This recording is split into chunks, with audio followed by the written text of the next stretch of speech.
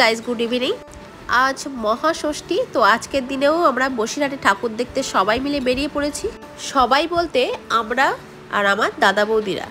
তো ওদের সঙ্গে এখনো দেখা হয়নি, ওরা আছে হাই স্কুল মাঠে বসিরহাট, তো সেখানেই যাচ্ছি ফার্স্টে। তো চলো ভিডিওটা স্কিপ না করে কন্টিনিউ দেখতে থাকো, আশা করি তোমাদের ভালো লাগবে।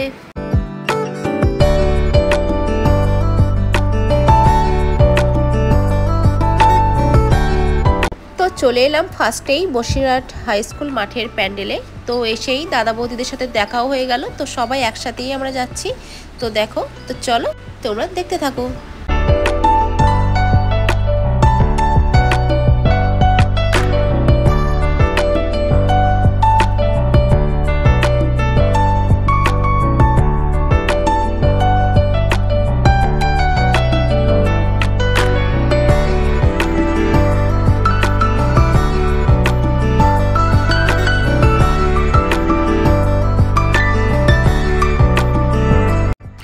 ঠাকুর দেখে বেরিয়ে এসে সবাই একটা করে আইসক্রিম নিয়ে নিলাম।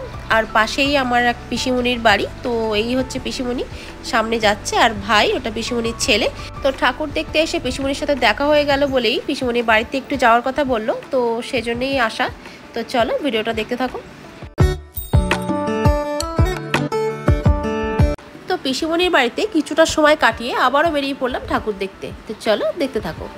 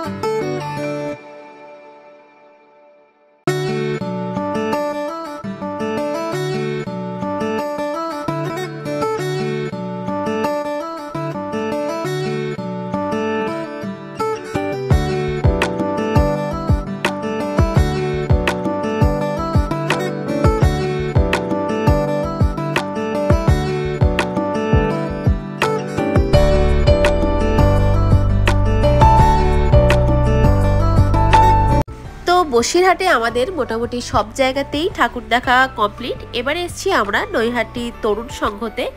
তো এসেই আগে ফুচকা খেতে দাঁড়িয়ে পড়লাম। অবশ্য রাত কিন্তু অনেকটাই হয়েছে, যেহেতু পুজোর সময় বলে কথা, একটু রাত তো হবেই। তো চলো এবার ঠাকুর দেখা যাক।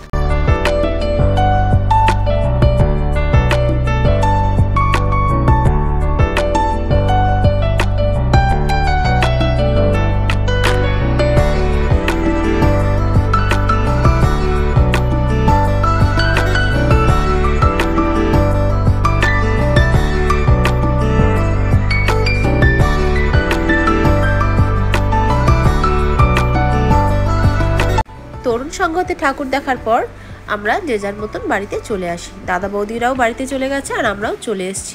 তো আমাদের বাড়ি যেহেতু ভ্যাবলা রেলগেটের পাশে, তো বাড়ি ফেরার পথে ভাবলাম ভ্যাবলার এই ঠাকুরটা দেখে যাই। তো এখানেও একটা প্যান্ডেল হয়েছে, তো সেজন্যই আসা। এখানে মায়াপুরের ইস্কন মন্দিরের প্যান্ডেল করেছে, খুবই সুন্দর। তো ষষ্ঠীর দিনে বসিরহাটের ঠাকুর দেখা আজকের মতো আমাদের কমপ্লিট। দেখা হচ্ছে তোমাদের সাথে আবার নেক্সট ব্লগে। তো চলো আজকের মতো টাটা।